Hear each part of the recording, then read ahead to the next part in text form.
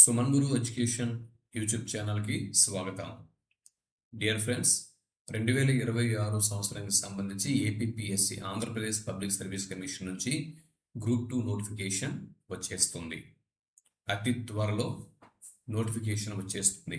ఆంధ్రప్రదేశ్ ప్రభుత్వం కూడా త్వరలో 10,060 పైచిలుకు పోస్టులను విడుదల చేస్తాం, మన జాబ్ క్యాలెండర్లో భాగంగా అని ప్రకటించడం జరిగింది. వీటిలో గ్రూప్ 1 పోస్టులు ఉన్నాయి, గ్రూప్ 2 పోస్టులు ఉన్నాయి, కానిస్టేబుల్ పోస్టులు ఉన్నాయి, ఎస్ఐ పోస్టులు ఉన్నాయి, డిఎస్సి పోస్టులు ఉన్నాయి. ఇలా అనేక విధాలుగా రకరకాల పోస్టులను, వాటికి సంబంధించిన నోటిఫికేషన్లను విడుదల చేసేందుకు ప్రభుత్వం సన్నాహాలు చేస్తుంది. అయితే ప్రభుత్వం తన పని తను టైం ప్రకారం చేసుకుంటూ వెళ్ళిపోతూ ఉంటుంది. ఇప్పుడు మనం కూడా మన పని మన ప్రణాళిక ప్రకారం చేసుకుంటూ ముందుకు పోవాలి. ఇక వివరాల్లోకి వెళ్ళినట్టయితే ఏపీపీఎస్సీ గ్రూప్ 2 స్క్రీనింగ్ టెస్ట్ కనుక పరిశీలన చేస్తే, ఈ స్క్రీనింగ్ టెస్ట్లో general studies and mental ability అనేది ఉంటుంది 150 మార్కులకి. ఇందులో క్వాలిఫై అయితేనే మనం మెయిన్స్కు అర్హత సాధిస్తాం. కాబట్టి ముఖ్యంగా గ్రూప్ 2 అనేది 650 నుంచి 860 మధ్య పోస్టులు ఉంటాయి అని చెప్పి అంటున్నారు వేకెన్సీస్. మరి ఎన్ని పోస్టులతో నోటిఫికేషన్ ఇస్తారనేది మనం వేచి చూడాలి. దీనిలో 200 పోస్టుల వరకు 200 వేకెన్సీస్ అనేవి కేవలం డిప్యూటీ తహసీల్దార్ పోస్టులే ఉన్నాయి అని చెప్పి అంటున్నారు. గ్రూప్ 2 అనగానే అందరూ అభ్యర్థులు, గ్రూప్ 2 ఆస్పిరెంట్స్ అందరూ కూడా చూసేది డిప్యూటీ తహసీల్దార్ పోస్టులు ఎన్ని ఉన్నాయని చూస్తారు. అది అందరికీ సాటిస్ఫై చేసే విధంగా 200 పోస్టులను ఈ నోటిఫికేషన్లో విడుదల చేయనున్నారు. కాబట్టి ఇంకా మనం సీరియస్గా ప్రిపేర్ అవ్వాల్సినటువంటి సమయం ఇది అని చెప్పచ్చు. ఎటువంటి పుకార్లు నమ్మొద్దు, ఎటువంటి నెగిటివ్ థాట్స్ కూడా నమ్మొద్దు. మీ దగ్గర ఇంకెవరైనా నెగిటివ్గా మాట్లాడితే అటువంటి వారిని దూరంగా పెట్టండి. మీ ప్రిపరేషన్లో మీరు ఉండండి. 2 పడవల మీద కాలు వేయొద్దు, సందేహం వద్దు. తర్వాత ఇంకేం ఆలోచన లేకుండా చక్కగా ప్రిపరేషన్లో కూర్చుంటే మంచిది. ఇకపోతే వివరాల్లోకి వెళ్తే, స్క్రీనింగ్ టెస్ట్ ముందు మనం పాస్ అయితే మెయిన్స్లోకి వెళ్తాం. Screening test general studies and mental ability మీద ఉంటుంది. ఇది 150 మార్కులకి. ఇందులో నెగిటివ్ మార్క్స్ కూడా ఉంటాయి. కాబట్టి మనం ప్రిపరేషన్ అనేది చాలా జాగ్రత్తగా ముందుకు తీసుకువెళ్లాల్సిన అవసరం ఉంది. ఈ జనరల్ స్టడీస్ అండ్ మెంటల్ ఎబిలిటీలో 30 మార్కులకి ఇండియన్ సొసైటీ అనేది ఉంటుంది. ఇండియన్ సొసైటీలో ఇదివరకే మనము వివాహం గురించి, తర్వాత కుటుంబం గురించి మాట్లాడుకోవడం జరిగింది. వివాహం గురించి పరిశీలన చేస్తే ఒకసారి గుర్తు తెచ్చుకోండి. వివాహం గురించి మనం మాట్లాడుతూ వివాహం ఎన్ని రకాలు అని మనం చెప్పుకున్నాం.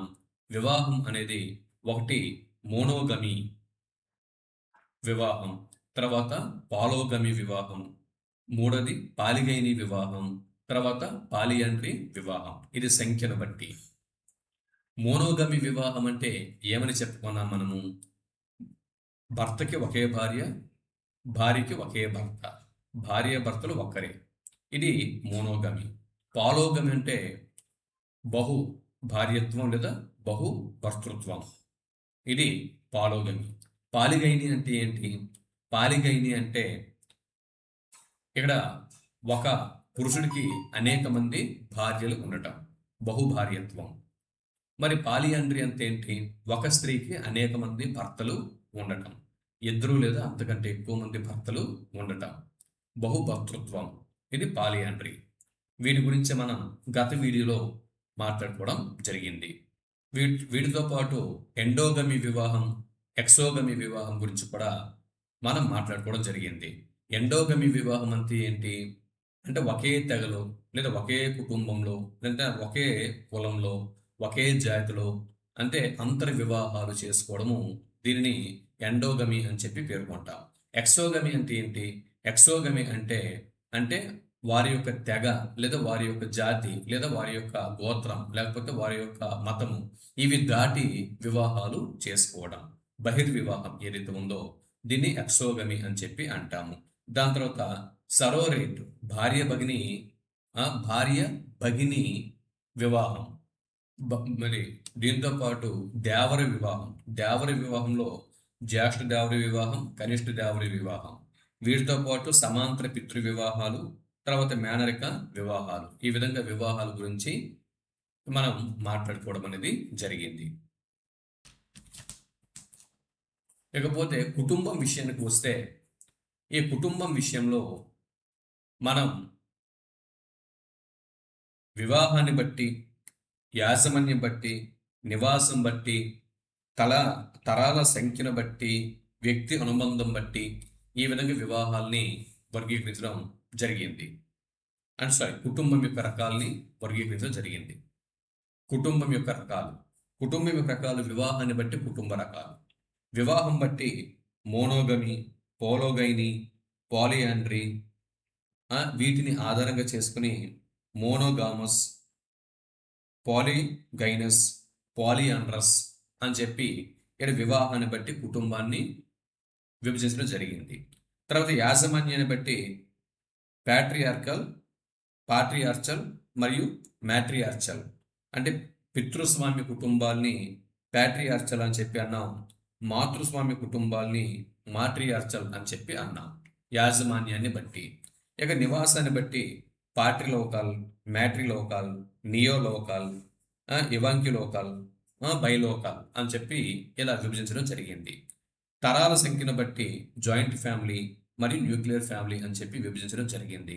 వ్యక్తి అనుబంధం బట్టి జన్మప్రాప్త కుటుంబాలు, స్వయం స్థాపిత కుటుంబాలు అని చెప్పి ఈ కుటుంబ వ్యవస్థ గురించి మనం మాట్లాడుకోవడం జరిగింది గత వీడియోలో. మరి ఇప్పుడు బంధుత్వం, కిన్షిప్ గురించి మనం ఈ వీడియోలో పరిశీలన చేద్దాం. ఇక్కడ మనం చూడొచ్చు స్క్రీన్ మీద బంధుత్వం, kinship. APPSC group 2 2026 Indian society 30 marks విభాగంలో kinship complete concepts and keywords గురించి మనం మాట్లాడుకుంటున్నాం. ఈ బంధుత్వం లేదా కిన్షిప్ అనేటటువంటి ఈ కాన్సెప్ట్లో భాగంగా 2 వీడియోల్ని మీకు నేను అందిస్తాను. మొదటగా కాన్సెప్ట్ గురించి మనం మాట్లాడుకుంటాం. దాని తర్వాత వీడియోలో ప్రాక్టీస్ బిట్స్ అనేవి ఇస్తాను. ప్రాక్టీస్ బిట్స్ అంటే ప్రీవియస్ ఇయర్ క్వశ్చన్స్, దాంతోపాటు అసెర్టివ్, నెరేటివ్ క్వశ్చన్స్, స్టేట్మెంట్ ఆధారిత ప్రశ్నలు, మ్యాచ్ ద ఫాలోయింగ్, ఇటువంటి ప్రశ్నల్ని ఫ్రేమ్ చేసి మీకు నేను సెకండ్ వీడియో ఇస్తాను. అయితే ఇప్పుడు ఇక్కడ మనం పరిశీలన చేసినట్లయితే చూడండి, మొదటగా బంధుత్వం అంటే ఏమిటి, బంధుత్వం అంటే ఏమిటి అన్నది ఇప్పుడు మనం పరిశీలన చేద్దాం. బంధుత్వం అంటే ఏమిటి? ఇది కనుక మనం పరిశీలన చేస్తే,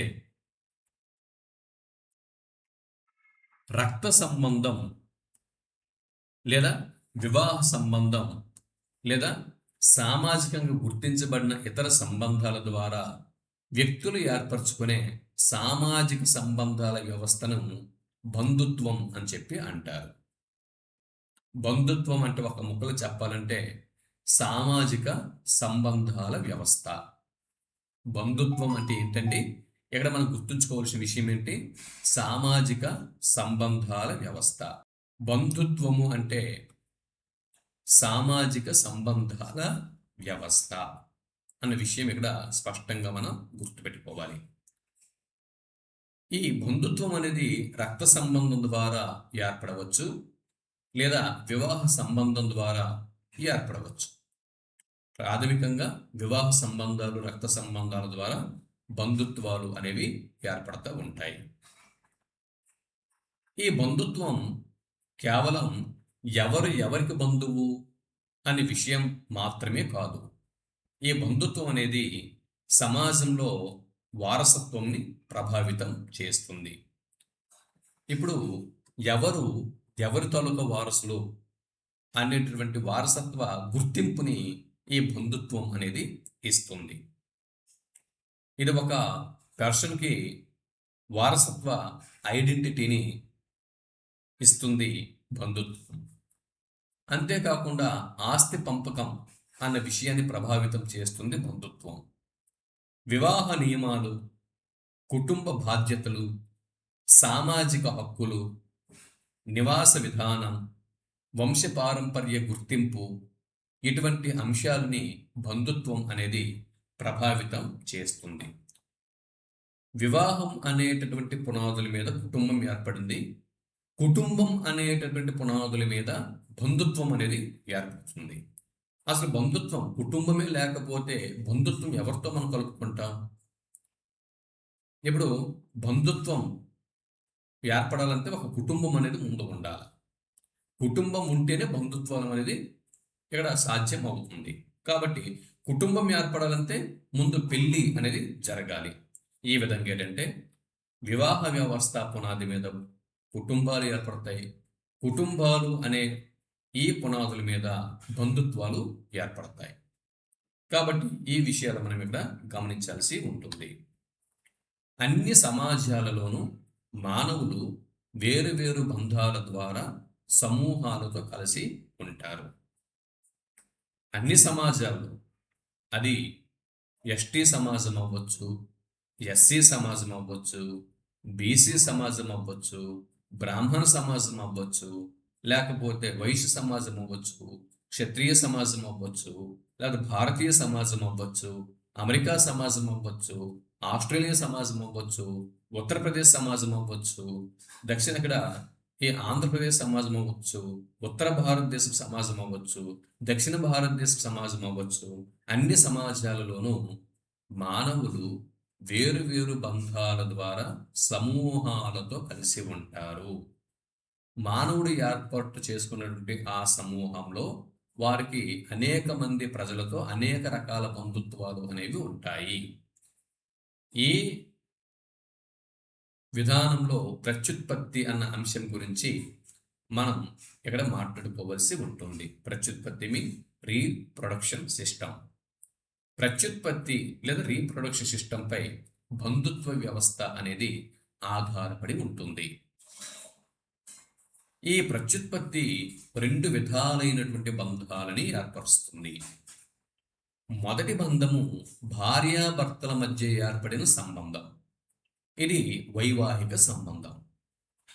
భార్యాభర్తల మధ్య ఏర్పడిన సంబంధం ఏదైతే ఉందో ఇది వైవాహిక సంబంధం.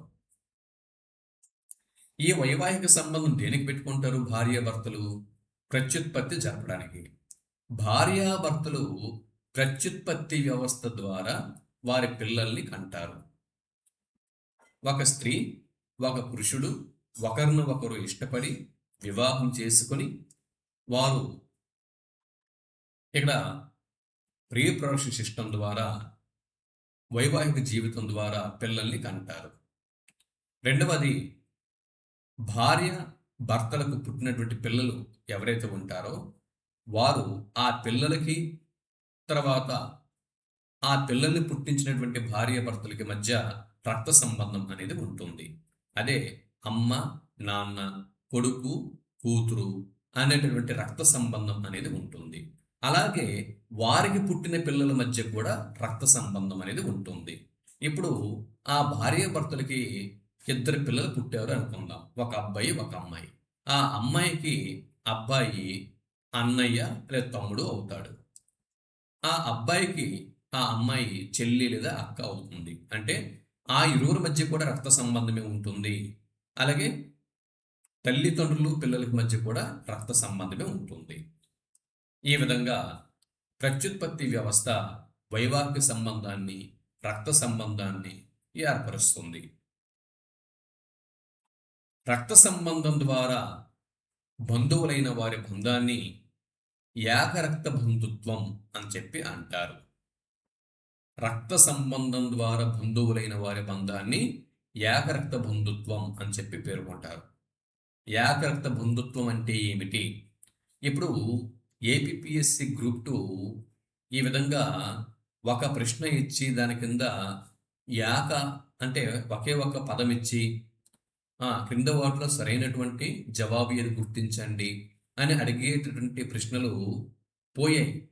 పేపర్ ప్యాటర్న్ అనేది మారిపోయింది. మొత్తం కాన్సెప్ట్ని తీసుకొని కాన్సెప్ట్ మొత్తాన్ని ఒక ప్రశ్నగా ఫ్రేమ్ చేస్తున్నారు. కొన్ని సందర్భాలలో ఒక 4 కాన్సెప్ట్లు తీసుకొని ఆ 4 కాన్సెప్ట్లను ఇక్కడ కలిపేసి ప్రశ్నలు ఇస్తున్నారు. కాబట్టి మనం వీటి మీద పూర్తిగా అవగాహనతో చదువుకుంటూ బాగా వీటిని గుర్తు పెట్టుకుంటే తప్పించి గ్రూప్ 2 క్వశ్చన్ పేపర్ని మనం అటెంప్ట్ చేయలేము. కావాలంటే నేను 2024 నాటి ప్రశ్నాపత్రం ఏదైతే ఉందో ఇండియన్ సొసైటీకి చెందినటువంటి ప్రశ్నాపత్రం, అది ప్లేలిస్ట్లో మన ఇండియన్ సొసైటీ ప్లేలిస్ట్లో సేవ్ చేశాను. వెళ్ళి ఒకసారి ఆ ప్రశ్నాపత్రాన్ని ఓపెన్ చేసి చూడండి. 2024లో ఆ ప్రశ్నాపత్రం ఎలా ఇచ్చాడు, ఎంత టఫ్‌గా ఇచ్చాడు, ఏ విధంగా ప్రశ్నలు వచ్చాయి అన్నది మీకు కొత్తగా ప్రిపేర్ అవుతున్నటువంటి అభ్యర్థులకి అర్థమవుతుంది. అదే 2024లో గ్రూప్ 2 రాసిన వాళ్ళు ఎవరైనా ఉంటే వారికి చెప్పక్కర్లేదు. గ్రూప్ 2 ప్రశ్నాపత్రం ఎంత డెప్త్‌గా వచ్చిందో అందరికి కూడా పట్టపగలే చుక్కలు కనిపించాయి. ఆ విధంగా ప్రశ్నాపత్రం అనేది వచ్చింది. కాబట్టి ఈ విధంగా మనము కాన్సెప్ట్ మొత్తం నేర్చుకుని ఎగ్జామినేషన్ హాల్‌కి వెళ్తేనే గ్రూప్ 2 ప్రశ్నాపత్రము మనం అటెంప్ట్ చేయగలం. అలా కాకుండా ఏకరక్త బంధుత్వం అంటే ఏమిటి? రక్త సంబంధం ద్వారా బంధువులైన వారి బంధాన్ని ఏకరక్త బంధుత్వం అంటారు అని ఈ విధమైన ప్రశ్నలకి కాలం చెల్లింది. మొత్తం ప్రత్యుత్పత్తి అని చెప్పాం కదా! ఈ ప్రత్యుత్పత్తి అంటే దాని కింద ఏమైతే ఈ పాయింట్స్ అన్నీ కూడా మీకు ఇస్తున్నానో ఈ పాయింట్స్ అన్నీ కూడా చదువుకొని ఈ మొత్తం కాన్సెప్ట్‌ని ఆధారంగా చేసుకొని ఎగ్జామ్‌కి వెళ్ళాల్సి ఉంటుంది. ఇది.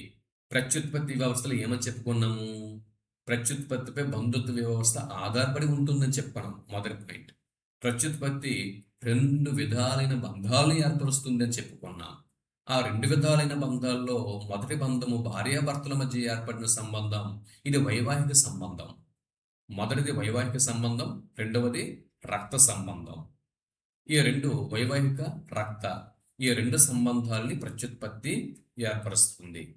రక్త సంబంధం ద్వారా బంధువులైన వారి బంధాన్ని ఏకరక్త బంధుత్వం అంటారు. ఏ రక్త బంధుత్వంలో అయినా, ఏ రక్త బంధుత్వంలో అయినా అది ఏకరక్తం అవ్వచ్చు, కావచ్చు, కాకపోవచ్చు. ఏ రక్త బంధుత్వంలోనైనా జైవిక కారణాల కంటే సాంఘిక గుర్తింపు ముఖ్యం. మనిషికి ఏది ముఖ్యమండి? సాంఘిక గుర్తింపు. సాంఘిక గుర్తింపు అంటే ఒక వ్యక్తి ఎవరి తాలూకా, ఫలానా తాలూకా, వారి ఇంటి పేరేమిటి, వారి గోత్రం ఏంటి, వాళ్ళ కులం ఏంటి, వాళ్ళ తల్లిదండ్రులు ఎవరు, తన యొక్క చిరునామా ఏంటి, తన స్థాయి ఏంటి, తన యొక్క ఇల్లు, తన యొక్క బ్యాక్‌గ్రౌండ్ అవన్నీ కూడా సమాజం చూస్తుంది. అర్థమవుతుందా? నేను తెలుగు మాస్టర్‌ని, మీ ముందు ఉన్నటువంటి సుమన్ మాస్టర్‌ని అనుకుందాం. నేను ఎవరిని? నా బ్యాక్‌గ్రౌండ్ ఏంటి? మా అమ్మానాన్నలెవరు? మా కులమేంటి? మా గోత్రమేంటి? మా వంశమేంటి? మా ఇంటి పేరేమిటి? ఇవన్నీ కూడా ఈ సాంఘిక గుర్తింపుని నాకిస్తున్నాయి.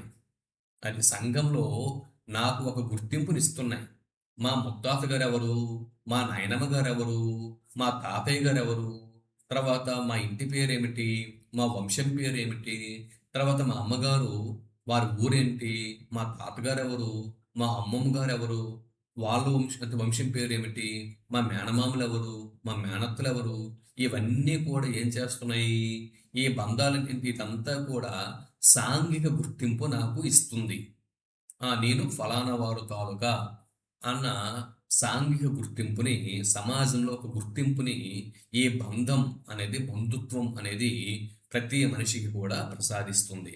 అందువల్లనే ఇక్కడ జైవిక కారణాల కన్నా సాంఘిక గుర్తింపు ముఖ్యం కాబట్టే దత్తత అనేది మన సంస్కృతిలో భాగం అయ్యింది.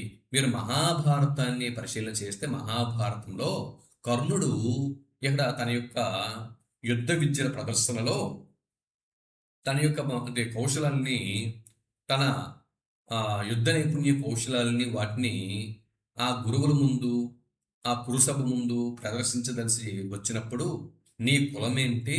నీ వంశమేంటి? నువ్వెవరివి? నువ్వు ఎక్కడి వాడివి? అని ఆ సభలో వారందరూ కూడా కర్ణుడిని ప్రశ్నిస్తారు. అంటే సాంఘిక గుర్తింపు ఏమిటి? నీ యొక్క సాంఘిక గుర్తింపు ఏమిటి? అని చెప్పి అక్కడ ఉన్నవారు ప్రశ్నించడం జరుగుతుంది. అప్పుడు దుర్యోధనుడు కర్ణుడిని దత్తత తీసుకుంటాడు. తన పక్కన చేర్చుకుంటాడు.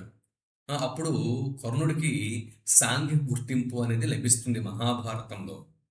ఆ విధంగా ఇక్కడ దత్తత అనేది మన సంస్కృతిలో భాగం అయ్యింది.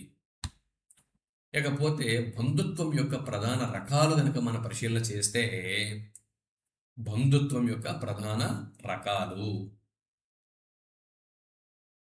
చూడండి. కన్సాంగ్వినల్ కిన్షిప్, కన్సాంగ్వినియల్ కిన్షిప్, ఎఫినల్ కిన్షిప్. ఈ రెండు కిన్షిప్ల గురించి, ఈ రెండు ప్రధాన బంధుత్వ రకాల గురించి ఇప్పుడు మనం తెలుసుకోబోతున్నాం. కన్సాంగ్వినియల్ కిన్షిప్ అంటే ఏమిటి? దీన్నే రక్త సంబంధ బంధుత్వం అని చెప్పి పేర్కొంటాం. రక్త సంబంధ బంధుత్వం సింపుల్. ఇక్కడ చూడండి, ఎక్కడ మీకు ఇచ్చాను. కన్సాంగ్వినల్ అంటే బ్లడ్ రిలేషన్. కన్సాంగ్వినియల్ అంటే బ్లడ్ రిలేషన్. కన్సాంగ్వినియల్ కిన్షిప్ అంటే రక్త సంబంధ బంధుత్వం, బ్లడ్ రిలేషన్షిప్. తల్లి తండ్రి, అన్న తమ్ముడు, అక్క చెల్లెలు, కుమారుడు కుమార్తె, ఇవన్నీ కూడా రక్త సంబంధాలు.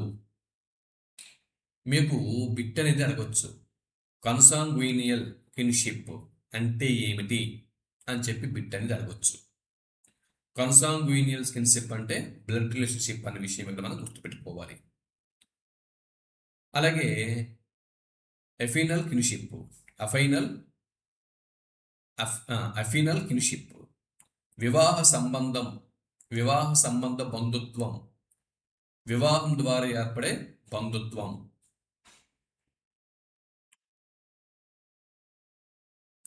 ఇక్కడ మనం చూడొచ్చు రక్త సంబంధ బంధుత్వం, రక్త సంబంధం లేదా జనన ఆధారంగా ఏర్పడే బంధుత్వంని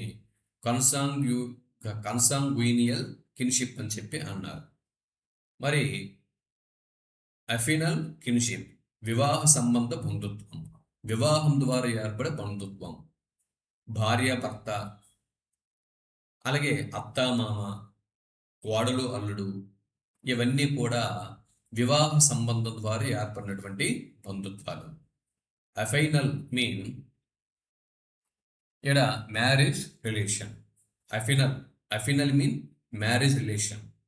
కన్సాంగ్వినియల్ మీన్ బ్లడ్ రిలేషన్. ఈ రెండింటి మధ్య తేడా ఇక్కడ చూడండి. అఫినల్ రిలేషన్షిప్ అంటే ఏంటి? Marriage relationship. కన్సాంగ్వినియల్ రిలేషన్షిప్ అంటే ఏంటి? Blood relationship.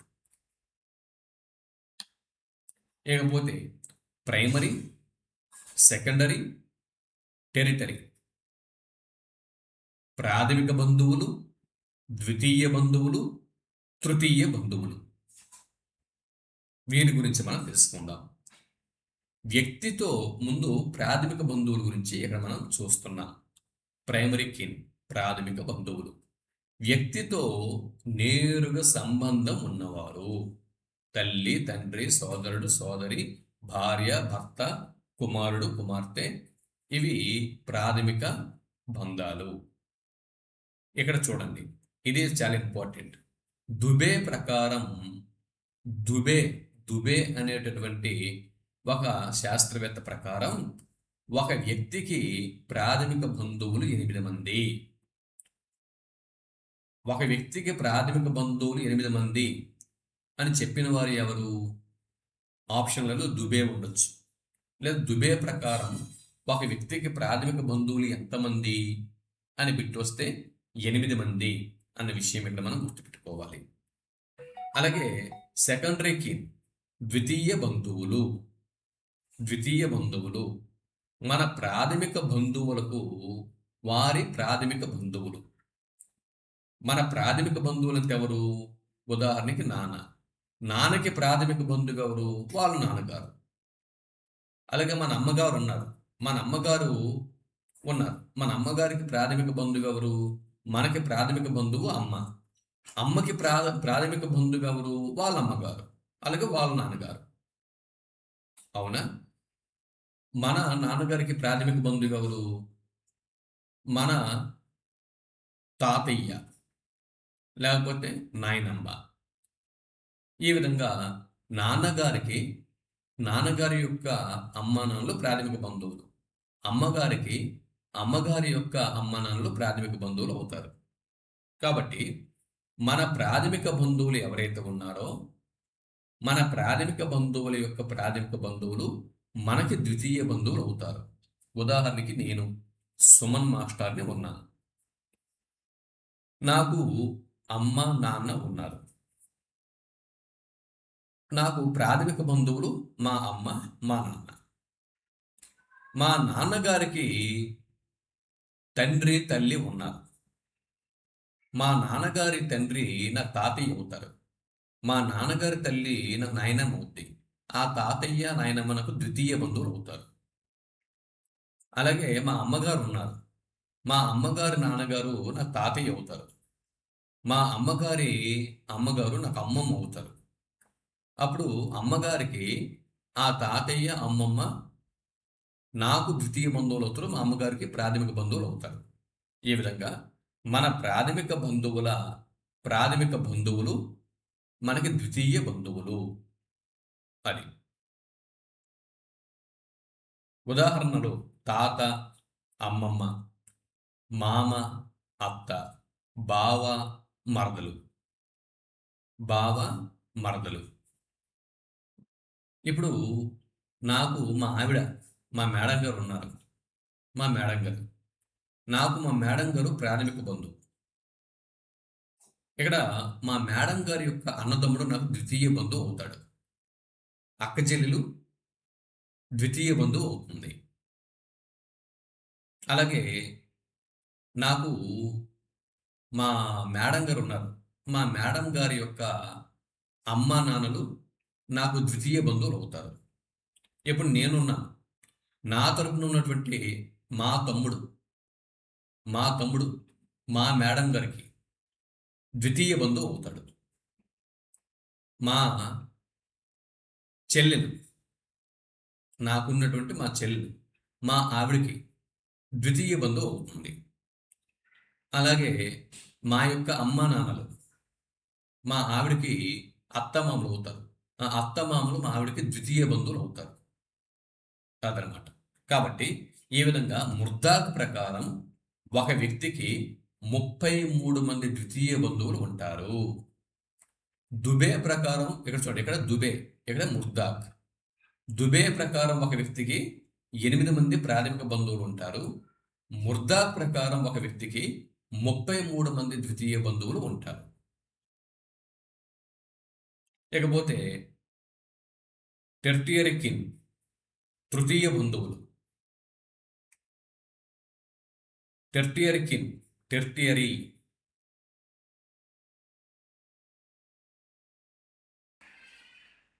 Tertiary, tertiary కిన్. Tertiary అంటే తృతీయ బంధువులు. Primary, secondary, tertiary. టెర్షియరీ కిన్. ఇక్కడ టెర్షియరీ కిన్ అంటే తృతీయ బంధువులు. ద్వితీయ బంధువుల యొక్క ప్రాథమిక బంధువులు. ద్వితీయ బంధువుల యొక్క ప్రాథమిక బంధువులు వారు మనకి తృతీయ బంధువులు అవుతారు. ఇప్పుడు నాకు నా బావమరిది ఉన్నాడు. నా బావమరిది నాకు ద్వితీయ బంధువు. బావమరిది అంటే ఎవరు?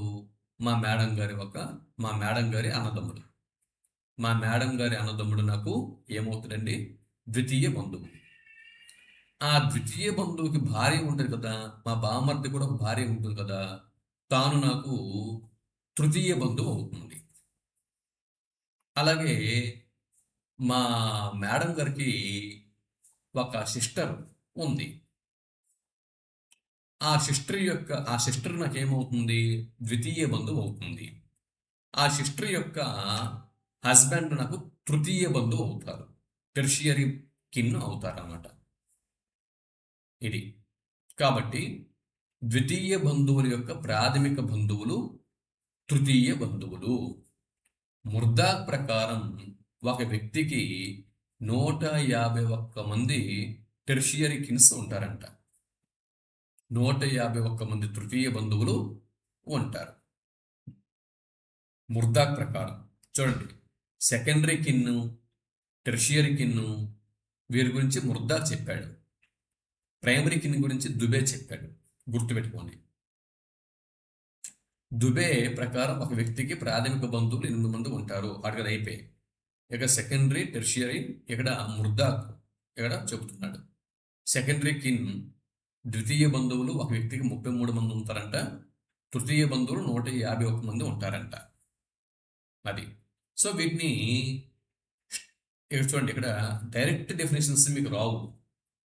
ఇక్కడ నుంచి ఇక్కడ చూడండి, కింద మీకు పాయింట్ ఇచ్చినాను. ఈ కింద చూడండి పాయింట్ మీకు ఇచ్చున్నాను నేను. ఇక్కడ నుంచి అంటే ఈ కాన్సెప్ట్ మీద మీకు అవగాహన ఉంటే అప్లికేషన్ మెథడ్లో ప్రశ్నలు అనేవి వస్తాయి. స్టేట్మెంట్ ఆధారిత ప్రశ్నలు, మ్యాచ్ ద ఫాలోయింగ్ రూపంలో ప్రశ్నలు, ఆ అప్లికేషన్ మెథడ్లో ప్రశ్నలు. ఉదాహరణకి ఇక్కడ ఇటువంటి ప్రశ్నలు రావడానికి ఛాన్స్ ఉంది. సీత యొక్క ప్రాథమిక బంధువు ఇక్కడ గిరీశం యొక్క తృతీయ బంధువు. ఇక్కడ గిరీశంకి ఒక భార్య ఉంది. ఆ భార్య ఇక్కడ సీతకి ఏమవుతుంది? ఈ విధంగా అప్లికేషన్ మెథడ్లో బిట్స్ అనేవి ఇవ్వచ్చు. అంటే తిప్పి తిప్పి ప్రశ్నలు అడుగుతూ ఉంటాడు. ఇక్కడ మీ సుమన్ మాస్టర్ ఇక్కడ మీకు కంటెంట్ ఇస్తున్నారు. నేనున్నా, నాకు మా నాన్నగారు ఉన్నారు. మా నాన్నగారు సుమన్ వాళ్ళ నాన్నగారు సుమన్ వాళ్ళ భావమరుదికి ఏ బంధువు అవుతారు? లేదా సుమన్ వాళ్ళ నాన్నగారి యొక్క సిస్టరు సుమన్ వాళ్ళ భావమరుదికి ఏ బంధువు అవుతారు? సెకండరీ కింద అవుతారా, టెర్షియరీ కింద అవుతారా, ప్రైమరీ కింద అవుతారా? ఇటువంటి విధంగా అప్లికేషన్ మెథడ్లో బిట్స్ అనేవి రావడానికి అవకాశాలు అనేవి ఉన్నాయి. లేకపోతే చూడండి, డిసెంట్ నెక్స్ట్. డిసెంట్ అంటే వంశ పరంపర. డిసెంట్ అంటే ఏమిటి?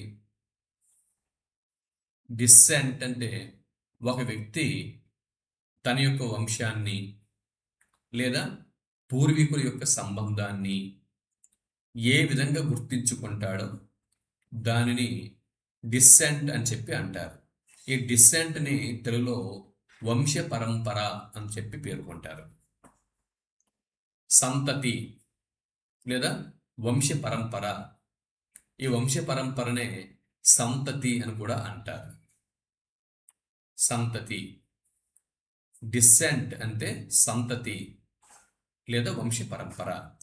ఒక వ్యక్తి తన యొక్క వంశాన్ని లేదా పూర్వీకుల యొక్క సంబంధాన్ని ఏ విధంగా గుర్తించుకుంటాడో దానిని డిసెంట్ లేదా వంశ పరంపర అని చెప్పి అంటారు.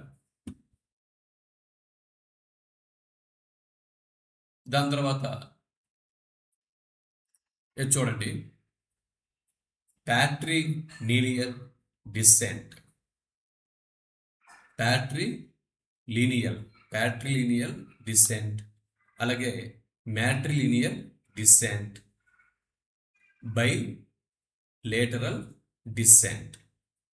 ఈ 3 రకాల గురించి మనం ఇప్పుడు మాట్లాడుకుందాం. అంతే. Patrilineal, matrilineal, bilateral. ఇప్పుడు ప్యాట్రిలీనియల్ డిసెంట్, దీన్ని తెలుగులో పితృవంశీయ వ్యవస్థ అని చెప్పి అంటారు. అంటే వంశంని తండ్రి వైపు నుంచి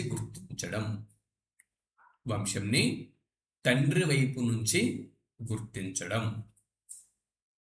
దీన్ని ప్యాట్రిలీనియల్ డిసెంట్ అని చెప్పి పేర్కొంటారు. టెర్మినాలజీ గుర్తుపెట్టుకోండి. ప్యాట్రిలీనియల్ డిసెంట్ అంటే ఏమిటి? పితృవంశీయ వ్యవస్థ, వంశంని తండ్రి వైపు నుంచి గుర్తించడం. లక్షణాలు: తండ్రి వంశానికి ప్రాధాన్యం అనేది ఉంటుంది. వారసత్వం సాధారణంగా పురుష వంశం ద్వారా భారతదేశంలో అనేక ప్రాంతాల్లో కనిపిస్తుంది. అంతే కదండి. భారతదేశంలో మనం పాటిస్తున్నటువంటి వంశము పురుష పరంపర ద్వారా వెళ్తా ఉంటుంది. దశరథ మహారాజు యొక్క కుమారుడు శ్రీరామచంద్రమూర్తి, శ్రీరామచంద్రమూర్తి కుమారులు లవకుశులు, ఇలా చెప్పుకుంటూ మనం వెళ్తున్నాం. అవునా? పురుషుని ఆధారంగా ఆ వంశంని మనం భారతదేశంలో నిర్ధారిస్తున్నాం, వారసత్వం అనేది నిర్ధారిస్తున్నాం అనేక ప్రాంతాల్లో. ఇకపోతే ఇక్కడ ప్యాట్రీ లీనియల్, ప్యాట్రియార్చీ, ఈ రెండు కూడా వాటి కావు. ఈ రెండింటి మధ్య భేదం మీకు మనకి ఏపీపీఎస్సి గ్రూప్ 2 ప్రిలిమ్స్లో ఇండియన్ సొసైటీలో భాగంగా వీటి గురించి అడగచ్చు. ప్యాట్రిలీనియల్, ప్యాట్రియార్చీ, ఈ రెండింటి మధ్య తేడా ఏమిటి? ప్యాట్రియార్కీ, ప్యాట్రిలీనియల్, ప్యాట్రియార్కీ, ప్యాట్రిలీనియల్, ఈ రెండింటి మధ్య తేడా ఏంటి? ప్యాట్రిలీనియల్ అంటే వంశాన్ని తండ్రి వైపు నుంచి గుర్తించడం. ప్యాట్రిలీనియల్ అంటే వంశంని తండ్రి వైపు నుంచి గుర్తించడం. ప్యాట్రియార్కీ అంటే పురుషాధిక్య సమాజ వ్యవస్థ. ప్యాట్రియార్కీ అంటే పురుషాధిక్య సామాజిక వ్యవస్థ. ఓకే, ఈ రెండింటి మధ్య తేడా చూడండి. ఇది ఒక ముఖ్యమైనటువంటి ఎగ్జామ్ ట్రాప్. ఇటువంటి ప్రశ్నలు అడిగి చాలామంది అభ్యర్థుల్ని కన్ఫ్యూజ్ గురి చేసి ఆ కాంపిటేటివ్ నుంచి అంటే ఇక్కడ ఎగ్జామినర్ ఏం చేస్తాడంటే ఫిల్టర్ చేస్తూ ఉంటాడు. ప్యాట్రిలీనియల్ వంశాన్ని తండ్రి వైపు నుంచి గుర్తించడం. ప్యాట్రిలీనియల్ అంటే, ప్యాట్రియార్కీ అంటే పురుషాధిక్య సమాజ వ్యవస్థ, సామాజిక వ్యవస్థ. ఈ రెండింటి మధ్య తేడాని గమనించండి. అందుకే ప్యాట్రిలీనియల్, ప్యాట్రియార్కీ ఈ రెండు కావు, వాటి కావు. ఇలాగ దీన్ని ఈ గుర్తుని ఈక్వల్ టు ఉండి దానికి క్రాస్గా అంటే క్రాస్ ఇలా ఉంటే నాట్ ఈక్వల్ అని అర్థం ఇక్కడ వస్తుంది. మ్యాథ్స్ వాళ్ళకి, ఎంపీసీ వాళ్ళకి తెలుస్తుంది. ఇలాగ ఈక్వల్ టు ఉండి దాని మీద ఇలా ఉంటే అది నాట్ ఈక్వల్ అని అర్థం. మ్యాట్రిలీనియల్ డిసెంట్ అంటే మాతృవంశీయ వ్యవస్థ, వంశంని తల్లి వైపు నుంచి గుర్తించడం. ఇక్కడ భారతదేశంలో కాశీ, గారో వంటి సమాజాల్లో మాతృవంశీయ సంప్రదాయాలు ప్రసిద్ధి చెందాయి. Note this point. అలాగే మ్యాట్రిలీనియల్, మ్యాట్రియార్కీ ఈ రెండు కూడా వాటి కావు, నాట్ ఈక్వల్. ఈ రెండు కూడా అంటే మాతృస్వామ్య వ్యవస్థ వేరు, మాతృవంశీయ వ్యవస్థ వేరు. మాతృవంశీయ వ్యవస్థలు కూడా కుటుంబ నిర్ణయాధికారం తప్పనిసరిగా మహిళలకే ఉంటుంది అని లేదు. ఇకపోతే బైలేటరల్ డిసెంట్, తల్లి మరియు తండ్రి రెండు వైపుల బంధుత్వానికి ప్రాధాన్యం ఇవ్వడం. తల్లి మరియు తండ్రి రెండు వైపుల బంధుత్వానికి ప్రాధాన్యం ఇస్తూ ఉంటే అటువంటి బంధుత్వంని బైలేటరల్ డిసెంట్ అని చెప్పి అంటారు. లీనియేజ్ అలాగే క్లాన్, ఈ రెండింటి మధ్య లీనియేజ్, క్లాన్, కిండెర్డ్, వీటి మధ్య తేడా మనకి తెలిసి ఉండాలి. ఈ పదాల మధ్య తేడా. లీనియేజ్ అంటే వంశశాఖ, క్లాన్ అంటే కుల లేదా వంశం యొక్క సమూహం. ఇది వంశం యొక్క శాఖ లీనియేజ్ అంటే, వంశం యొక్క సమూహము క్లాన్. దాని తర్వాత కిండెర్డ్. వీటిని ఈ మూడింటిని ఒకసారి మనం ఇప్పుడు పరిశీలన చేద్దాం. తెలిసిన లేదా గుర్తించగలిగే ఒకే పూర్వీకుడి నుంచి వచ్చిన వ్యక్తుల సమూహాన్ని లీనియేజ్ అని చెప్పి పేర్కొంటారు.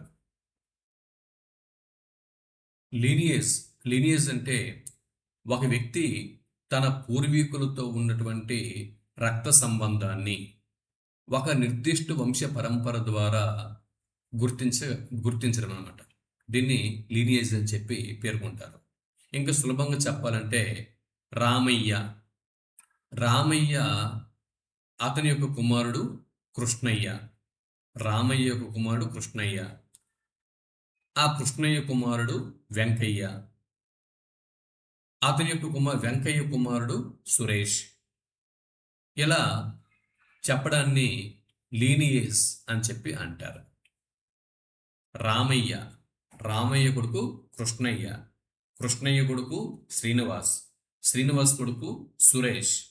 ఇలా చెప్పడాన్ని తెలిసిన లేదా గుర్తించగలిగే ఒక పూర్వీకుడి నుంచి వచ్చిన వ్యక్తుల సమూహాన్ని లీనియేజ్ అని చెప్పి అంటారు. దాని తర్వాత అంటే ఒక వ్యక్తి తన పూర్వీకులతో ఉన్నటువంటి రక్త సంబంధాన్ని ఒక నిర్దిష్ట వంశ పరంపర ద్వారా గుర్తించడం, దీన్ని లీనియేజ్ లేదా వంశశాఖ అని చెప్పి పేర్కొంటారు. ఇకపోతే క్లాన్, సిఎల్ఏఎన్ క్లాన్, దీని కులము లేదా వంశ సమూహము అని చెప్పి పేర్కొంటారు. ఒక ఉమ్మడి పూర్వీకుడిని విశ్వసించే పెద్ద బంధుత్వ సమూహాన్ని క్లాన్ అని చెప్పి పేర్కొంటారు. ఉదాహరణకి ఒక వంశం అనేది ఉంటుంది. వంశం ఇప్పుడు మా నాన్నగారి యొక్క తండ్రి, తర్వాత అతని యొక్క తండ్రి ఉన్నారు. మా నాన్నగారి యొక్క తండ్రి అంటే నాకు తాతయ్య. నా తాతయ్యకి ఇంకొక తండ్రి అంటే ఆయన ఆ తాతయ్య యొక్క తండ్రి కూడా ఉంటారు. ఆ తండ్రి మళ్ళొక తండ్రి, వాళ్ళకి మూలం ఇంకొక తండ్రి ఉంటాడు. సో మూలం ఎవరో ఆ వంశానికి మూలం ఒక వ్యక్తి ఉంటాడు. వారి నుంచి ఒక ముగ్గురు తాతలు ఉంటారు. ఆ ముగ్గురు తాతలకి ఒక 6 పిల్లలు ఉంటారు. ఆ 6 పిల్లల సంతానము మనము, ప్రస్తుతం ఉన్న జనరేషన్ వాళ్ళము. ఆ మూల పురుషుడు ఎవరో ఒకడు ఉంటాడు. ఆ మూల పురుషుడి పేర్లు తర్వాత జనరేషన్ వాళ్ళకి తెలియదు. మీ తాత ఎవరు అంటే మీ నాన్నగారు ఎవరు అంటే చెప్పగలం. అలాగే మీ నాన్నగారి యొక్క నాన్నగారు మీ తాతగారు ఎవరు అంటే చెప్పగలం. కొంతవరకు మీ తాతగారు వాళ్ళ నాన్నగారి పేరు ఏం పేరు అంటే చెప్పగలం. మరి వాళ్ళ నాన్నగారు ఎవరు అంటే ఆలోచించాల్సి వస్తుంది. సో ఇక్కడ అలా ఆ వంశ సమూహానికి ఒక మూల పురుషుడు అనేవాడు ఉంటాడు. ఆ మూల పురుషుడు ఎవరైతే ఉంటారో ఇలా ఆ మూల పురుషుడి నుంచి వంశమంతా కూడా ఆవిర్భవించింది, వచ్చింది అని చెప్పి ఒక విశ్వసించేటటువంటి పెద్ద బంధుత్వ సమూహం ఏదైతే ఉంటుందో దానిని క్లాన్ అని చెప్పి అంటారు. కులము అని, వంశ సమూహము అని చెప్పి తెలుగులో పేర్కొంటాం. అదే క్లాన్లో అందరూ కూడా తమ పూర్వీకుడిని స్పష్టంగా గుర్తించలేకపోవచ్చు. ఎస్, మన నాన్నగారికి అడిగినా కూడా నాన్నగారు మీ నాన్నగారి పేరు ఏం పేరు అంటే పలాని పేరు అని చెబుతారు. మరి వాళ్ళ నాన్నగారి పేరు ఏం పేరు అంటే పలాని పేరు అని చెబుతారు. మరి వాళ్ళ నాన్నగారి పేరు ఏం పేరు అంటే ఏమో నాకు తెలియదురా అని మా నాన్నగారు కూడా చెప్తారు. అలాగా మన నాన్నగారికి అంటే మా నాన్నగారికి అయితే తెలియకపోవచ్చు, కానీ ఎవరికో ఒకరికి ఆ వంశంలో పూర్వీకుల గురించి తెలిసే ఉంటుంది. దీన్నే క్లాన్ అని చెప్పి పేర్కొంటారు. అంటే ఎవరో ఒక వంశ పూర్వీకుడు ఉంటేనే వీళ్ళందరూ వచ్చారు. ఆ పూర్వీకుడు అనేవాడు ఎవరో ఒకరు ఉంటారు. అది మనకి స్పష్టంగా తెలియకపోవచ్చు. దాన్నే వంశ సమూహము లేదా కులము అని చెప్పి అంటాము. దాన్ని ఇంగ్లీష్లో క్లాన్ అని చెప్పి పేర్కొంటున్నాం. దాని తర్వాత కిండెర్డ్, ఒక వ్యక్తిని కేంద్రంగా తీసుకొని అతనికి లేదా ఆమెకు సంబంధించిన బంధువుల సమూహాన్ని కిండెర్డ్ అని చెప్పి పేర్కొంటాం. చూడండి, లీనేజ్ క్లాన్ పూర్వీకుల యొక్క సంబంధం స్పష్టంగా ఉంటుంది. ఉమ్మడి పూర్వీకుడిపై నమ్మకం ఉంటుంది. చిన్న సమూహం కావచ్చు, పెద్ద సమూహం కావచ్చు. అది సమూహము లేదా ఆ కులము చిన్నదవ్వచ్చు లేదా పెద్దదవ్వచ్చు. ఆ కులము లేదా వంశము అనేది చిన్న వంశమైనా అయి ఉండొచ్చు లేదా పెద్ద వంశమైనా అయి ఉండొచ్చు. వారి ఉమ్మడి పూర్వీకుడి పైన నమ్మకం అనేది అందరికీ ఉంటుంది. ఈ లీనేజ్ క్లాన్ పూర్వీకుడి సంబంధం స్పష్టంగా ఉంటుందన్నమాట. అది. ఇకపోతే కిండెర్డ్. ఇక్కడ కిండెర్డ్ విషయానికి వస్తే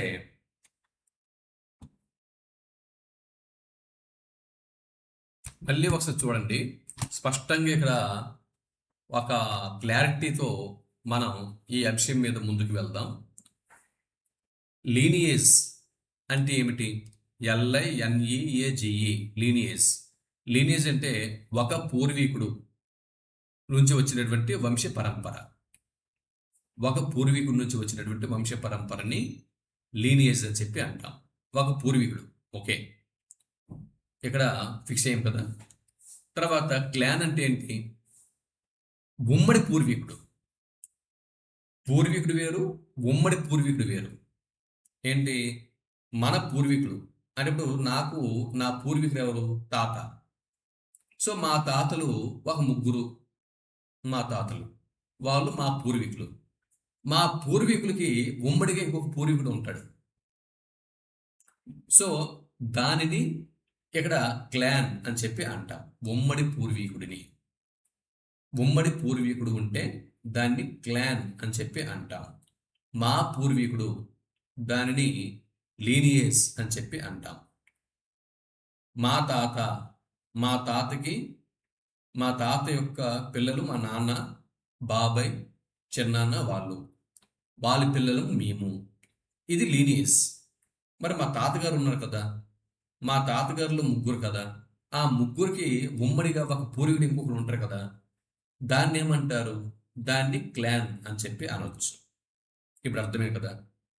క్లాన్కి లీనియేజ్కి మధ్య తేడా అనేది స్పష్టంగా అర్థమైంది కదా. ఇప్పుడు కిండెర్డ్. కిండెర్డ్ అంటే ఏమిటి? ఇప్పుడు నేనున్నాను, నేనే.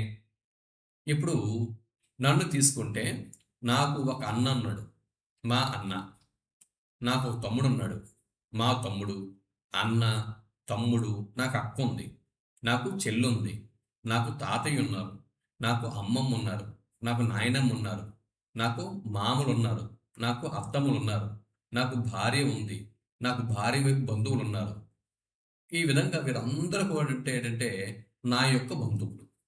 దీన్ని కిండెర్డ్ అని చెప్పి అంటారు. సో నన్ను కేంద్రంగా తీసుకుంటే నా చుట్టూ ఉన్న బంధువులు ఉంటే దాన్ని కిండెర్డ్ అని చెప్పి అంటాం. నేను ఇప్పుడు ప్రజెంట్ స్క్రీన్ మీద మీ ముందు నేనున్నాను. నా బంధువులందరూ కూడా నా భార్య, నా భార్య వైపు బంధువులు, నా అన్నదమ్ములు, నా అక్క చెల్లెళ్ళు, నా భామర్దులు, ఇవన్నీ కూడా ఈ గణన మొత్తం, నాకు సంబంధించిన గణన మొత్తం కూడా కిండెర్డ్ కిందకి వస్తుంది. అలా కాకుండా నేను, మా నాన్నగారు, మా నాన్నగారు వాళ్ళ నాన్నగారు, తాతయ్య గారు, ఇదంతా కూడా దేనిలోకి వస్తుంది? ఇదంతా కూడా అంటే నేను, మా నాన్నగారు, మా నాన్నగారి యొక్క నాన్నగారు, ఇది లీనియేజ్ కిందకి వస్తుంది. మరి క్లాన్ దేని కిందకి వస్తుంది? క్లాన్ కిందకి ఏమొస్తుంది?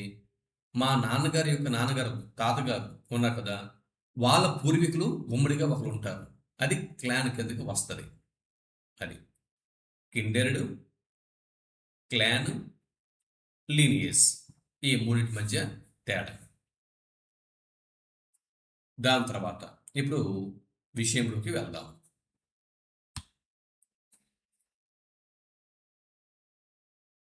ప్యాట్రిలోకల్, విరిలోకల్, రెసిడెన్స్. చూడండి, రెసిడెన్స్ నివాస విధానాలు ఆధారంగా బంధుత్వాలు ఇక్కడ మనం చూద్దాం. వివాహం తర్వాత భార్య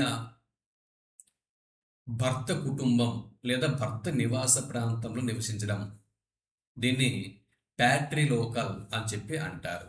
ఈ ప్యాట్రిలోకల్నే విరిలోకల్ రెసిడెన్స్ అని కూడా పేర్కొంటారు. విరిలోకల్ రెసిడెన్స్.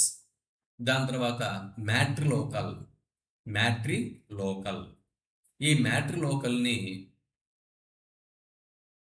ఉక్సోరిలోకల్ రెసిడెన్స్ అని చెప్పి అంటారు.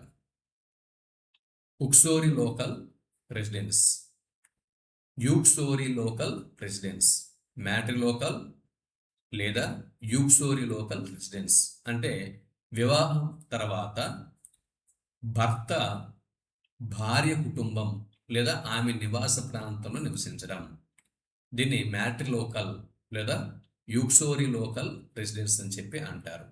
నియో లోకల్ రెసిడెన్స్ వివాహం తర్వాత భార్య భర్తలు ఇద్దరు తమ కుటుంబాలకు వేరుగా కొత్త స్వతంత్ర నివాసం ఏర్పాటు చేసుకోవడం. వీటి గురించి మనము ఇదివరకే కుటుంబం అన్న అంశంలో చెప్పుకున్నాం. ఇక్కడ మళ్ళీ ఎక్స్ప్లెయిన్ చేయాల్సిన పని లేదు. మోడర్న్ ఇండియాలో ఇలా నియో లోకల్ రెసిడెన్స్ అనేది పెరుగుతూ వస్తున్నది.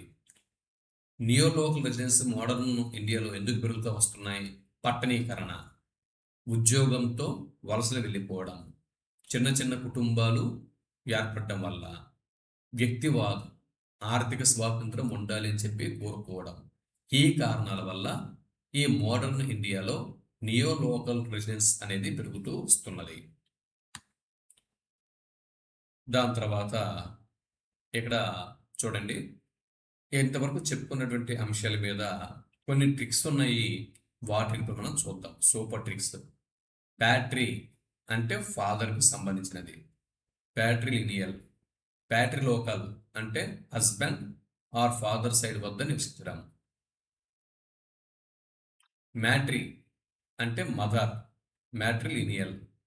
మ్యాట్రీ లోకల్ అంటే వైఫ్ ఆర్ మదర్ సైడ్ వద్ద నివసించడం. నియో అంటే న్యూ, కొత్త ఇల్లు.